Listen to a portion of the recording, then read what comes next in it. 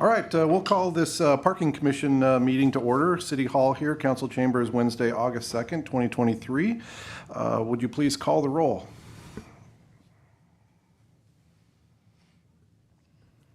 Billman Arndt. Present. Erickson. Here. Marone. Yeager. Yes. First item is our Pledge of Allegiance. I pledge allegiance To the flag of the United States of America and to the republic for which it stands, one nation, under God, indivisible, with liberty and justice for all. Thank you, everyone. Item number 4 is an approval of the agenda. This will be a voice vote. Do we have a motion to approve the agenda or make any changes, addendums, alterations? Motion to approve. Got a motion Second, and a Erickson. second. Any discussion? Hearing none. All those in favor signify by saying aye. Aye. Opposed, same sign. Very good. So the first item on our agenda is our 5A. This is our new business. This is a discussion on the parking rates for city lots. Connie, you're going to start? Okay, I very will. good. Thank you. So back in February of 2022, the council agreed to increase the rates effective February 1st, 2022, based on the Parking Commission's recommendations. That was to go with all the lots being $40, with the Maple lot remaining at $25, or being at $25. We haven't actually met, or the Parking Commission hasn't met since that time, but part of what the Parking Commission is tasked with is to review the rates each November and determine whether a rate increase is necessary for the following year. There was a spreadsheet attached to the packet. If you go to the last page of the packet there, Them packets right there. Oh, yeah, sorry. My fault. go down, Lori. Keep going. There, oh, one up one. So this spreadsheet kind of tended to look at, because we were concerned when we increased the rates, whether or not it was gonna affect capacity. So this spreadsheet looks at that, but it's hard to say that the rate increase was the only thing that affected capacity. Because we know in September of 2022, October of 2022, the school district opened up their new parking lot. And so you can kind of see the trend there, that Maple lot decreased. And you can see that it decreased again in July when school ended. And so it's not just the rates that affected the capacity, there's other things as well. So I guess staff also provided the cash balance of the parking lot. Parking lot fund is still negative, so we still have some ground to make up. I don't know if we can make it up all at one time, it might just be a edge over edge. But really, we're just wanted to present data to the Parking Commission to see if you guys wanted anything else before we meet next time, so that you can determine what would be helpful to you guys to determine what rate should be set for 2024. All right, very good. Thank you. Do we have any questions for staff? Any comments? So I do. I was just kind of looking over this, and my general feeling on this is that I'm not sure that we have just a fair sampling because of the cycling of the school lot. So my personal leaning on this was just to hold and keep kind of rates where they are and get another full year of cycle through so that we can actually see if there's a trend. But before that recommendation potentially, have we received complaints? Have we received any feedback that we could say directly as a or as a direct reflection of the changes that we made when we changed these from either owners, people who rent these spots, or otherwise? So any feedback other than just the money? No, I would say when we increased the rates, we didn't hear a whole lot, like saying, no, we're not leasing the space because we can't afford. We did not have, as far as I'm aware, we did not have those kind of comments. Very good. And just a follow-up to that is, when we increased the rates, did we see an instant drop in our leases, our parking leases? No, we did not. If we looked at April of 2022, March we had 163, April we had 149 spots leased, so we did see quite a bit reduce in BN, and we kind of see that trend continuing. Sure. So that would potentially be the only lot that really decreased because of the rates. I would say the rest of them, I think, have stayed the same, or the Maple, like you said, is so hard to predict. And right. When we talked about it as staff, it was kind of like, maybe we should just kind of wait and see what happens here. And so, but I just didn't know if you guys wanted any more data. I agree with Commissioner Yeager that, let's wait another year, see what happens here, since we had other factors before we make a change to the rates. Gotcha. Very good. Any other questions or comments?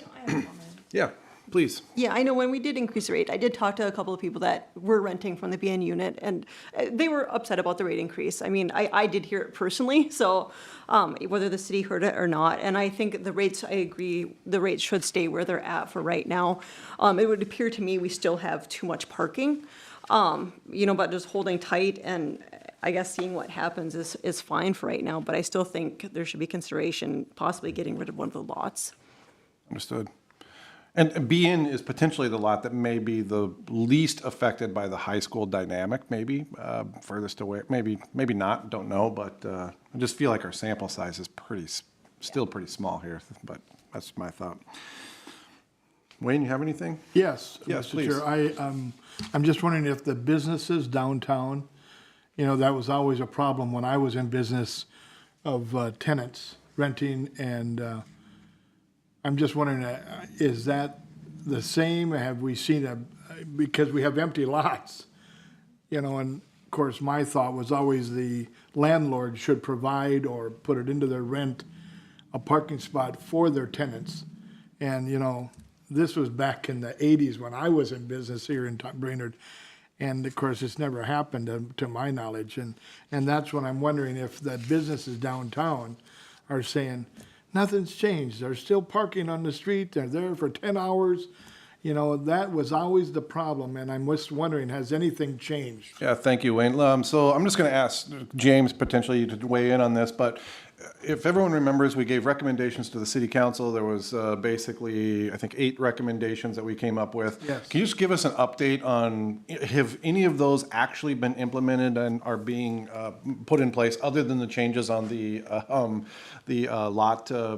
lot costs? Yeah, to my knowledge, nothing's, I guess, changed in that aspect. I know one of the things we're working on here is the revision to the zoning codes off-street parking ordinance, which we'll go through in a minute here, but that eventually, will potentially require, in the proposed ordinance, residential unit or dwelling unit to provide one parking space downtown. So I guess that part's kind of working towards it, and we'll go through that in a minute. But of kind of the 8 objectives, nothing has been done on that part. I know I was going to kind of mention my staff report. I guess my plan, and Parking Commission can weigh in, would be to potentially meet sometime in November and begin reviewing those kind of 8 objectives of the Parking Commission and figure out which ones we want to start working on first and start a plan for the next year. Thank you, James. And kind of where I'm going with this, Wayne, is that if one of those big recommendations was number 2, which was the enforcement of people parking longer than 2 to 3 hours in those spots that were the ones that were right in front of our businesses. And so I'm going to just kind of generally think, I would think that because we haven't really changed the enforcement, that the same dynamic is probably continuing to play out down there. Don't know, maybe somebody could fill us in on that from the business owner side, but something certainly to look at. So my guess is not much has changed. Right. So, and Brenda's shaking her head. So I think that recommendation, I believe it was number 2, is maybe a critical part to exactly what you're asking about, Wayne. So. Yeah, please. I guess I'll wait then until November to make comments on the downtown rental district providing parking, off-street parking, so. Actually, I would say we'd probably love to hear it because, as James said, we're going to be looking at this on the planning side coming right up here for off-street parking. So I know that I will certainly be weighing in on what we heard during our, basically that whole summer of discovery where we watched the parking and had our city hall or open invite meeting for people to come in. So that'll definitely be a topic of discussion, and I think it is impactful to where the Planning Commission is going. So I think we'd love to hear from people like you, Wayne. Well, now? Sure. Well, we're a Planning Commission. Yeah. Again, I think we should emphasize more that the owners of these buildings who have rental units should be required to provide off-street parking. That would, at $40 a month, or, that is not outrageous. And to me, I think the landlord could take half and the renter take half. I mean, $20 a month for a place to park. I mean, we should just have something like that in there, so it requires Mr. Perlinger has been very vocal on this, and we've been very sympathetic to him. But also, as a city, we have been very gracious to him in the way we've helped him improve his buildings with state and federal funds over the years. And I'm glad he's improved his buildings and done, but I just think the owner should provide more parking. Yeah, I don't disagree with you also, and I think there is a connection between the first conversation of the leased lots, or leased spaces in the lots. If we're not enforcing the parking downtown, that's directly related to people not wanting to buy a lot across the street. So that's also why I feel like the sample size isn't really correct. Because if you remember when we went through this, we kind of felt like all of these were kind of connected together and needed to be implemented in kind of one motion to really get a good feel. So I think that we may be seeing falsely low numbers on our outside parking lots just because the enforcement downtown isn't happening. So another factor to consider there is we're just kind of operating in the blind here just a little bit on a couple different aspects here. So, but I think, to your point, Wayne, I think that's been kind of a common theme that we've heard in a lot of the planning commission meetings, James, is that the residential units need to make at least some provisions for parking. So whether that be underground or renting their own spots or whatever. But yeah, thank you. Anything else, Brenda? No. Okay. So this is a discussion item. Any other comments from staff? This is just generally a discussion item, right? So there's no action here. If there's nothing else on 5A, we'll move on to 5B, which is a discussion of the proposed off-street parking ordinance. So James, thank you, Connie. Thank you. Maybe you can just kind of run us down kind of where we're headed with that. Yes, thank you, Mr. Chair. So I'll kind of give a little bit of history to this.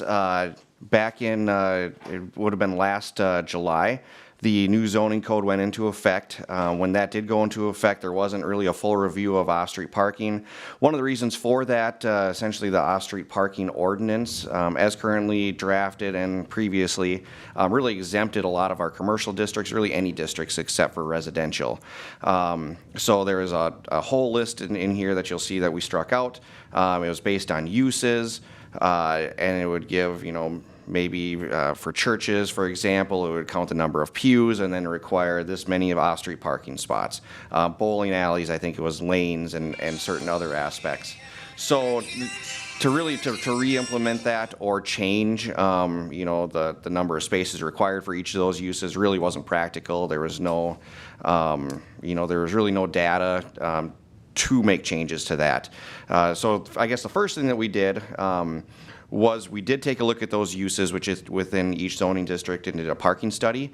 Our community development intern of that year took a look at kind of throughout the entire city and all of our different zones, northeast, town center area, the main street, looked at our parking lots, and did actually look at those uses to see, okay, is this type of business meeting those parking requirements from our zoning code? So what we did find is actually, those different uses, the parking lots were actually smaller than what would have been required in the zoning code. But when you take a look at a usage standpoint, you can see a lot of these parking lots are half full. So, to simply try to implement those numbers certainly didn't make sense.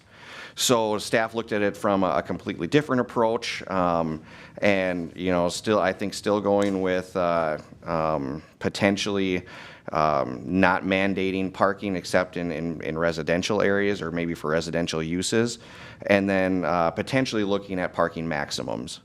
So with that, kind of the objectives of this ordinance, listed kind of in that opening page there, is to create parking maximums in all non-residential zoning districts, determine a new standard for the parking, minimum residential parking required that prioritizes a more compact and less burdensome parking footprint, include the accessory dwelling unit, which was added to the zoning code and the parking minimum formula, incentivize businesses to create bicycle spaces in the commercial districts, and regulate parking on unimproved surfaces in the rear yard.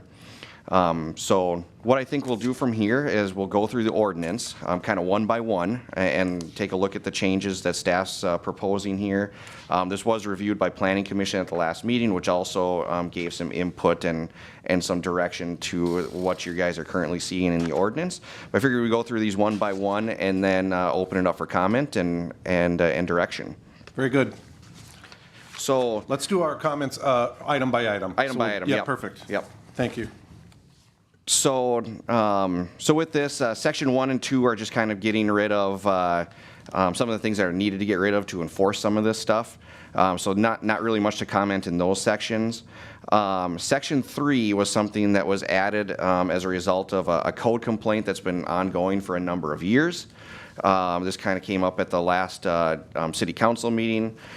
There's been I think it's happened for a few vehicles around town, but I was asked to potentially add this to the off-street parking code, which is fully enclosed unattended trailers. Essentially, all doors and windows must be fully enclosed. Unattended trailers shall be closed and secured at all times. This was a concern, big concern in the neighborhood with the number of kids in the street, and did hear from some of the residents that families were very concerned, maybe even moving out of the area because of kind of a dangerous trailer that was haphazardly propping their door open. So this is something that was asked to add, fairly minor when looking in comparison to kind of the parking numbers, but this seemed like a logical place to put it in our off-street parking areas, something that we'd be able to enforce. So I guess we can talk about that one, see if you guys have any comments on that. Any comments on the closing the doors while you're Makes not? sense. Yeah, seems like a no-brainer to me. Yeah. Okay, very good. Thanks, James. Okay. So Yes, please, Jennifer. Just a question. So this is for off-street and outdoor storage. I'm assuming that even though this is on private property, this ordinance will allow us to enforce this on private property? on private property, it's enforced, yep. Thank you. Yep. Sorry. Thank you. So next section will be calculating space. So this is really adding, taking away a couple terminologies that we no longer need because we're proposing to get rid of all the different types of uses, and then adding a terminology that will be needed later, essentially building footprint area, which is the total area of surface coverage of a structure and shall be determined by the exterior walls of the primary structure's first floor for the purposes of calculating the maximum number of parking spaces allowed. So, I don't know, comments on that definition? Do you guys see? Let's continue on to what we're going to use that definition for, and then I Okay. think it'll have more context here for us to ask questions. Sounds good. So maximum and minimum off-street parking spaces required, which is the next section. Staff did include multiple examples as kind of attachments here, and we can go through those as well. But a little bit different from what staff had presented at the Planning Commission level. So at the Planning Commission level, what we had presented was essentially your maximum building footprint area. You take that square footage, which is just the first floor, kind of all to the exterior walls, and that is how large you could make your parking lot, essentially. So kind of a 1-to-1. With that, staff still did make some exemptions for, and some of these are still in here, motor vehicle fuel spaces, which would be for like a gas station. Also in that original exemption was drive-through lanes. Did not exempt ADA spaces originally from that, but as I kind of reevaluated that, ADA spaces are kind of a state requirement and not always filled. So I thought that would be kind of a logical exemption for that as well. But to kind of make this easier for developers as well as staff, I thought of a way to potentially quantify this in square footage. So you got your building footprint, and then you divide it by essentially the square footage of the parking space, which is typically about a 10 by 20 space. Also figured in for the size of if somebody needed tractor trailer parking as well, say for a general commercial district or like an industrial district. So quantified essentially the size of one tractor trailer parking space as well. So what this is maybe a little bit different from is in the previous one we were figuring in the actual it'd be your spaces, which we already figured out, but also your drive lanes in between the spaces. This 200 square feet wouldn't do that, so it is a little less restrictive. I think to add that back in, you'd probably go to kind of a half a space with that and bring it 10 feet out, so you'd probably be looking at 300 square feet of building footprint area to divide rather than 200. So with that, Lori, maybe we'll go to some of the attachments and take a look at how those calculations work out. So here you can see, and you'll notice too in those calculations, I did separate it from the first one. The commercial corridor district, town center district, as well as Main Street, which are more of our walkable neighborhoods. And we really want to promote walkability and mixed use and walkable neighborhoods. They're really requiring kind of less parking areas versus general commercial, which is typically more of an auto-oriented type of development, as well as general industrial, giving them a little more flexibility to go larger. So we separated into two. So Hardee's, this one's located in the commercial corridor district. You can see the building footprint area is 4,420 square feet. When you divide that by the 200 square feet, you'd get 22 parking spaces, essentially. So the 22 parking spaces gets you roughly almost, around the building and almost up to the top. I think it leaves maybe 6 spaces around the building, but that entire parking space on top of it would be something that wouldn't be allowed for future development in the corridor district. You can see as you drive by or in, even in this overhead picture here, typically that space pretty much goes unused. So they could still own the property. If this were potentially like a new development, that could be left as green space for future use from that company, or could be potential future development for something else. And that, if I may just jump in real quick, James, and that really is the ultimate driver of maximum, the ultimate goal for maximum parking is that it prevents a developer like Hardee's from coming in, taking an entire lot, paving the entire thing into one gigantic parking lot that sits virtually unused. It encourages more green space around and in those developments, which just makes cities look better. So that's really kind of the ultimate driver here. And then it also potentially allows for other development to happen on that northern part of that lot. So that's really what this is intended to do, is to just make the city look nicer generally. Would you agree, James? Exactly. So yeah, it might lead to more green space around the building, and then might lead to essentially reserve development for some of these areas. It's a lot more attractive to not have to tear up a parking lot. It's probably more attractive for Hardee's to want to sell if it's just green space there, rather than sell a piece of their parking lot that they've already improved. So that's kind of the thought process behind that. Yep. Thank you. You want to go to the next one, Lori? So here's Thrifty White. This one's also in the commercial corridor district. When you take a look at the calculations, you minus the drive-through doesn't count there. ADA spaces don't count as well. Roughly leaves you that entire bottom parking area plus I think about 6 spots up above. So that one felt potentially about right as well. It would leave about 6 spots for employees up above while leaving the other part intact, but would leave potentially development of duplex, triplex above it. You want to go to the next one, Lori? So this one's in the commercial corridor as well. This one's batteries plus bulbs. This one's fairly compact in its site. I think this one, when we did the calculation, was just 1 spot over. So, that's kind of about right for parking size versus size of the building. Now, I do believe we went to 90% impervious surface, so they'd probably be required to do something, as well as we've gone to parking lot screening. So if this were a new thing, it would look a bit different than this and require some green space around it. But this is an example of about the right size of parking lot versus the building. If you want to go to the next one, Lori. So this one's O'Reilly's Auto Parts. You can see actually a fairly large building here. And this one, I did want to include this as an example because it does seem like this parking lot is maybe oversized for the building. So this one is also, let's see, the building size is 7,563 square feet. You divide that by the 200, and they don't exceed the parking requirements in this one. So, you know, that's where, you know, does that number need to be upped a little bit in the commercial corridor district from 200 to 250 or 300? So just wanted to provide an example of, you know, something that would potentially lead the parking commission to change that number. So if you want to go to the next one, Lori. Let's see, so this one's in the Main Street district. This one's Bremer Bank. Again, they kind of have islands around there, a fairly large building. Parking lots, you know, fairly unused in this one, but with that calculation, they would not have to alter their parking size in this instance. You want to go to the next one? So here I wanted to provide kind of a large example.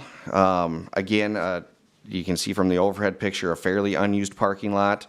Again, going with that 200 square feet, this facility still would, you know, not be an issue with the parking ordinance. So again, you know, is there consideration to go from 200 square feet to maybe something a little bit larger in the town center commercial corridor district and Main Street district? We just got a couple more here. Walgreens, again, a little bit larger of a size, but this one is in the general commercial district. Staff is recommending 150 square feet or 150 square feet of parking area divided by the total building footprint area.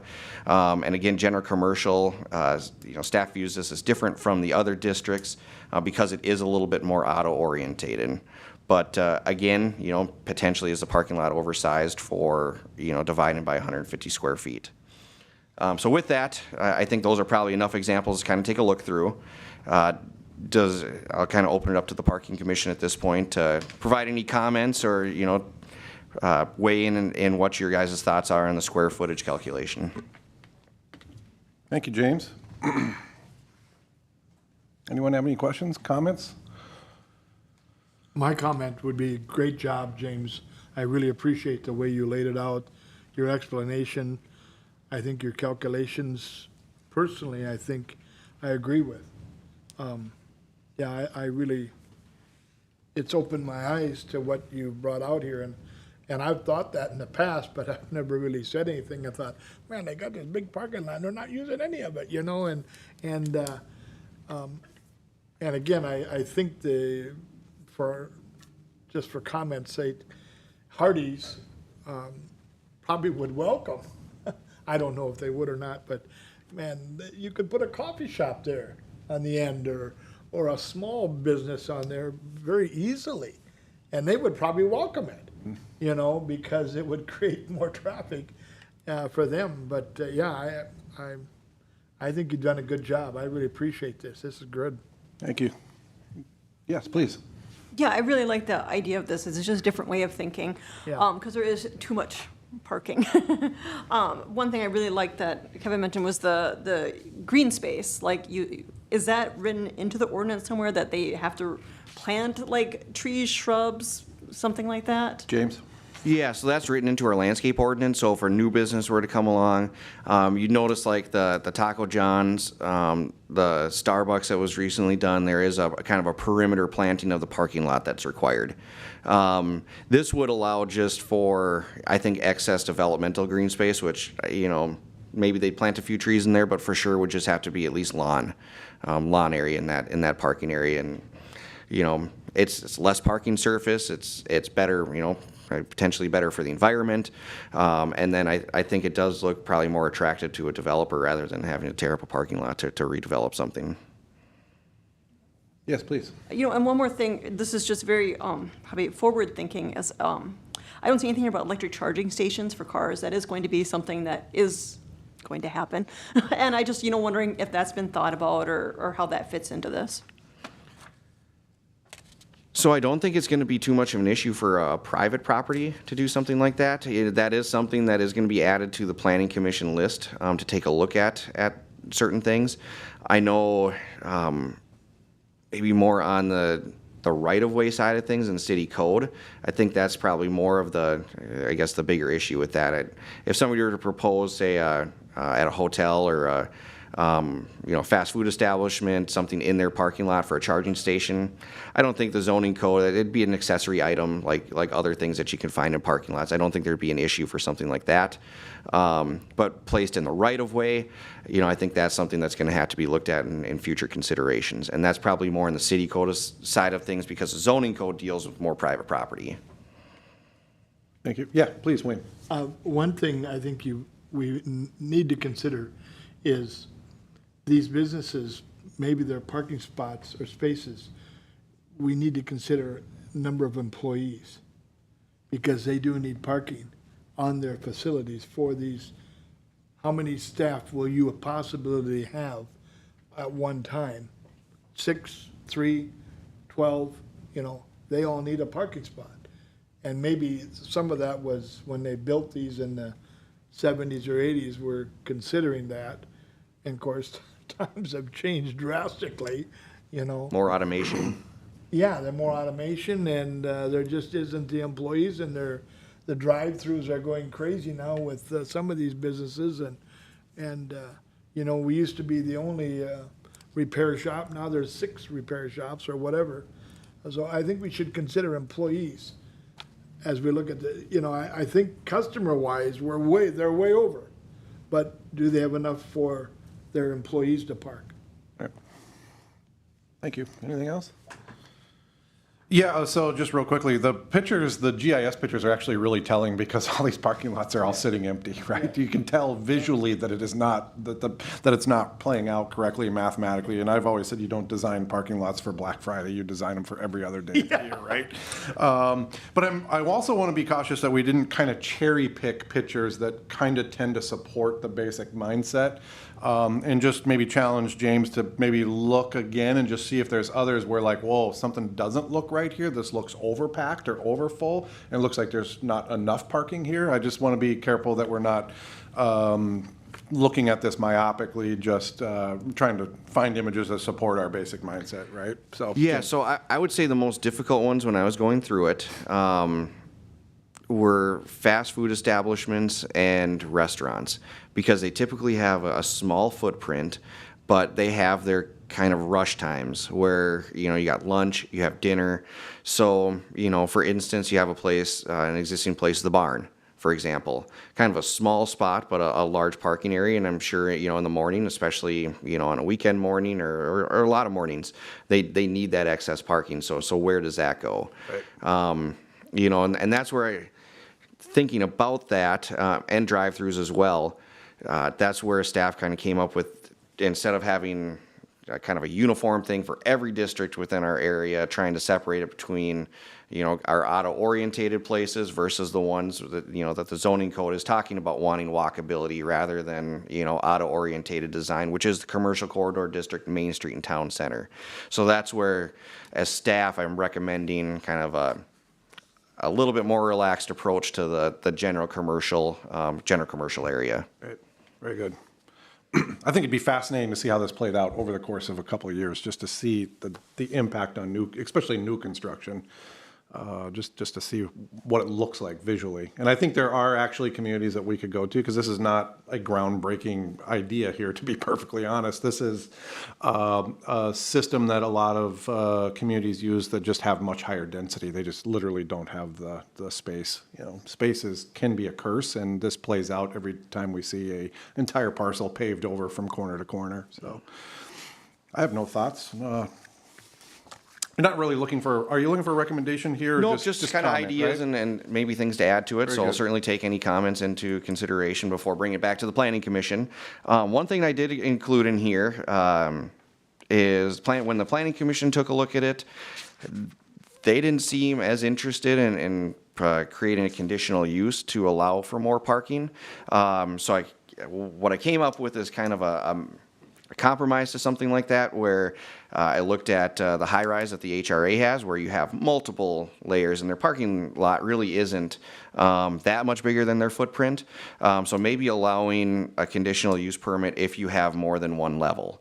So it's not allowing a conditional use permit for just a single level, but if it were a multi-level, unit like that, you could apply for a conditional use permit to expand your parking. Sure. Which seems to make sense. That seems like a no-brainer. You have greater density, it's just Yep. stacked. Yep. And then the only other thing that was added to here that Planning Commission liked the idea of was bicycle parking space, so incentivize some spaces for bicycle parking. Essentially, if you have 10 spaces, you can get rid of one of those spaces as a minimum, and then the bicycle parking space would replace that requirement. So if you don't want to build as big of a parking lot, you can replace one of those spaces with bicycle parking spaces, essentially 5 spaces.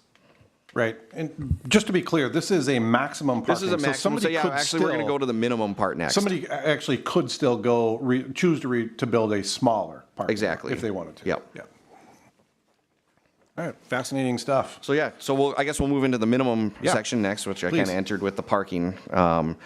So our zoning code for our residential areas are really built upon creating some off-street parking. It's part of one of the requirements to go from, say, a single family to a duplex lot. So they're required to have a garage space as well as an off-street parking space.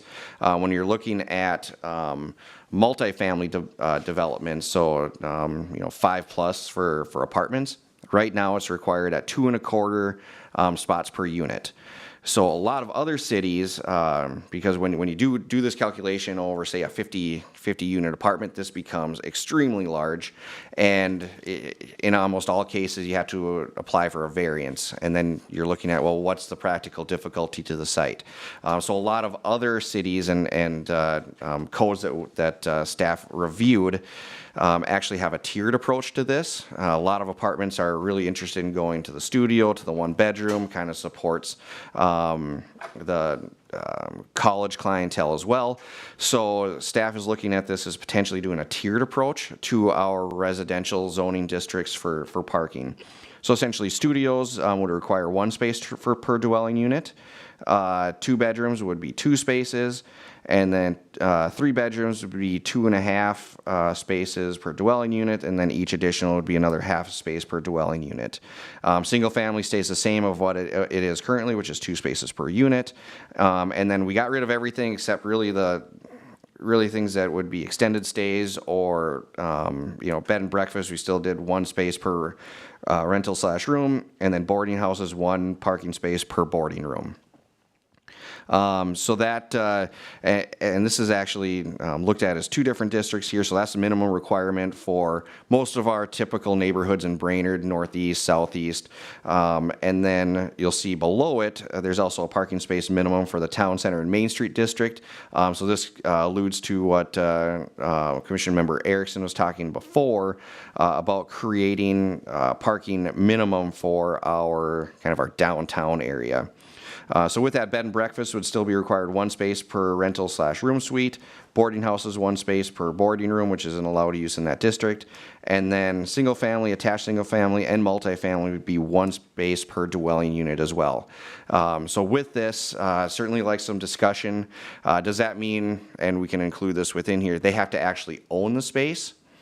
Or does it mean that they just have to provide proof that they've leased a space? Maybe the lease space has to have proof that it's been leased for a year, so it's not just a 1-month thing that they can get rid of. So there's a few things to consider here of what this may look like. And then the other thing to add in, does Parking Commission want to see each, say, tenant business space require 1 as well? So that could be an option to require each commercial business space to provide 1 as well. So that could be an option to add to this as well. And with that, I'll open it up to the Parking Commission. Very good. Thank you, James. All right, a lot to think about on this one. Any thoughts, anyone? And I guess I just have one quick question. Go ahead, please. so. James. One more thing I want to add to that is, does Parking Commission believe, so typically with the way the zoning code works, unless written otherwise, existing places are exempt from this. It's if they wanted to add to it. or if a completely new build were to be done. That's when they'd have to go to this. I have seen instances, I have checked with the city attorney, but I think if you write into it or write into the ordinance that this is essentially retroactive, then you could require existing places to have to abide by it as well. Sure. Okay. Yeah, Brenda. Oh, I didn't have anything. Gotcha. I gotcha. Yeah, there's a lot to think about here. Can you go, just real quickly, go back and touch on the garage space requirements and especially, I believe that's in our residential zones where if you wanted to convert a single-family dwelling into, you not only have the parking requirement, but you have garage space. Can you just touch on that one more time? That's correct. So say you have a single-family home and you want to convert it into a duplex. Most of our zoning districts do allow for that now. But if there's a basement present, you have to have a 12 by 20 garage, and you'd have to have that for each unit. So, you know, if the single-family unit only has one garage and they want to convert it to a duplex, now they have to go a 24 by 20 garage. If there is no basement, each size has to be a 16 by 20 garage space, and that's to figure in for extra storage, so there isn't as much outdoor storage, which we do see a problem within the city of Brainerd. So that does count as a parking space. That's what I was going to be my point, is the garage does count as a parking space. Yeah. Yep. And then beyond that, typically the other parking space would be in front of that garage door. Right. Very good. Thank you.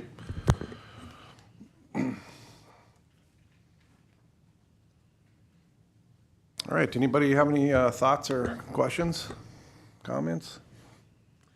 Yeah, please, Wayne. I like the idea that business owners, you know, under the town center there, business owners have to provide one space or have one space. I think that's, I mean, I don't see a problem with that.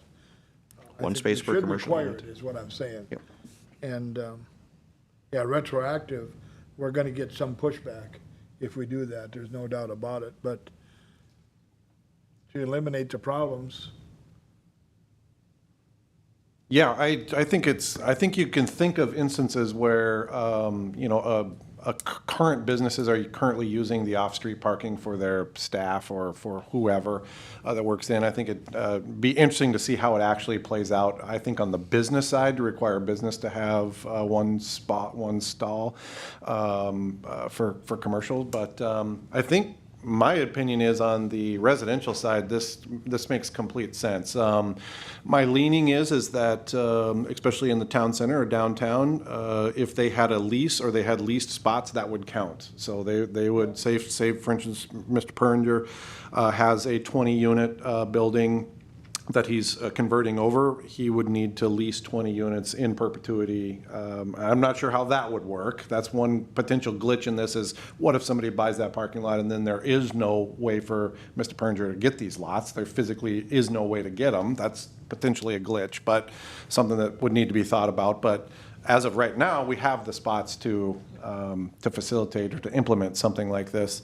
I'm hesitant to do it in a retroactive forcing compliance on people that have already have a system of use that fit their mechanical or their financial model, and that's the reason why they even potentially built the place for residential. So my leaning personally would be on, it would apply to new projects moving forward, and then through the duration of time, you would eventually clean up the ones that are in non-compliance. But I could be convinced potentially otherwise on that as well. So, but I think we're on the right general track here. Is my opinion is forcing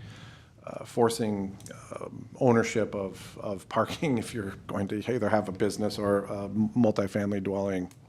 Seems like a no-brainer to me.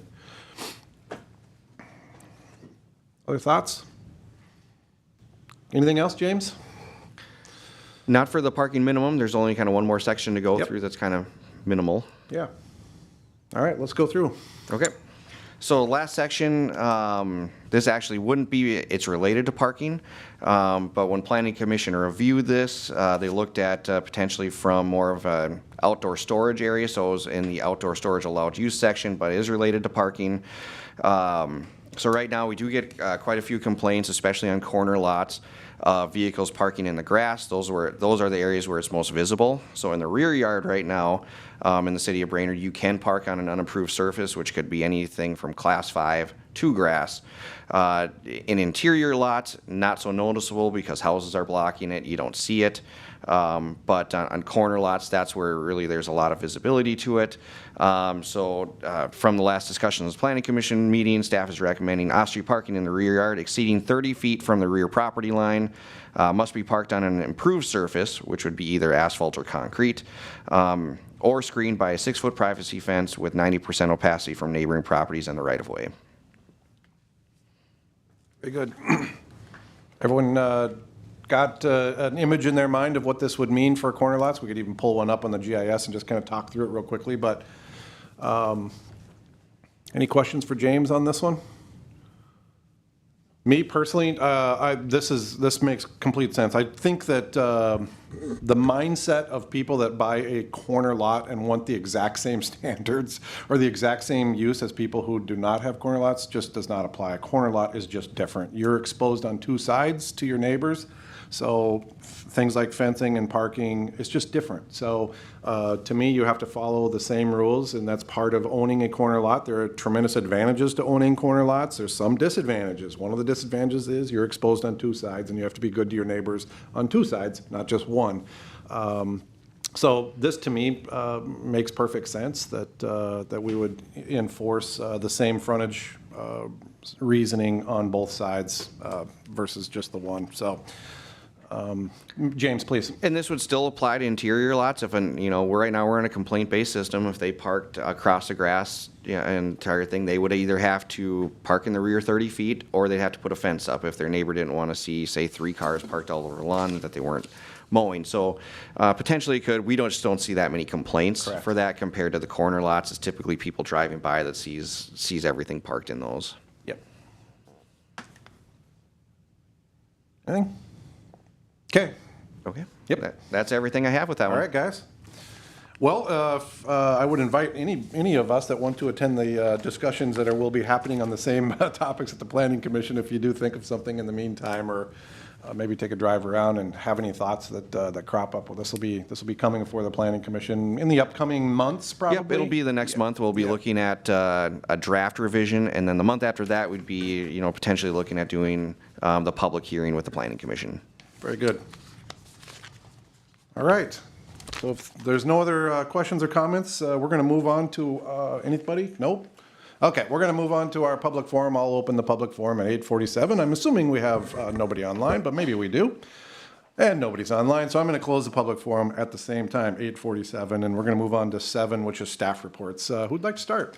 James, We'll please. start with that. So I did mention earlier about another meeting potentially in November. We'll send out a doodle poll for that as well, and just figure out what everyone's availability is. But with that meeting, certainly like to look through kind of the 8 objectives and plan that the Parking Commission had, and what should be, what are easy things to implement from that, and what do we kind of want to focus on first.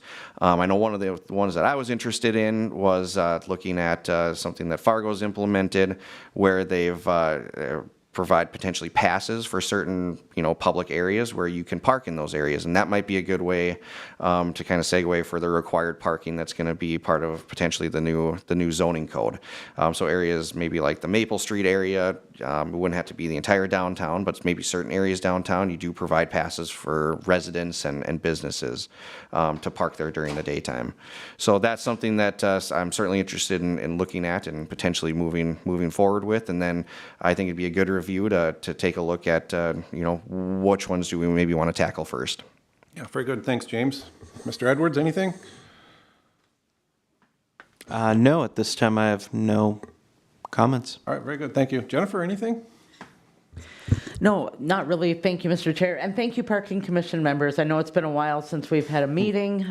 So thank you. As you know, we've transitioned. I guess it's been over a year now from David as our Community Development Director to James. And so thank you for being patient with us. And as James is working very hard on all things, including parking. Well, I, for one, was told there would be beverages and refreshments, so that's why I'm here, but maybe next time. Gotta meet on Thursday. Yes, exactly. Okay, anything you guys would like to add in commissioner reports or anything? Please, yes, please, I Wayne. would just like to thank you very much for the excellent job, common sense presentation, something easy for me to understand. And I like the direction we're going. I really do. I think it's positive. I can't see where anyone would be upset about it. So moving forward is exciting for me. Yeah, thank you, Wayne.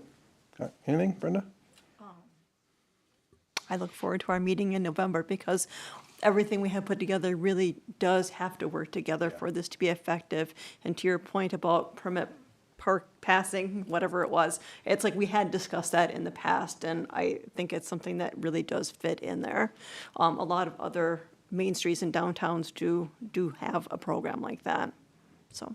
Very good. Thank you. And I'll just wrap this up by saying just like to thank the commission members for coming back. This is not a particularly glamorous committee work or commission work, but it's definitely of a value, and I appreciate you guys for sticking it out, showing back up, and continuing to move forward. So excellent.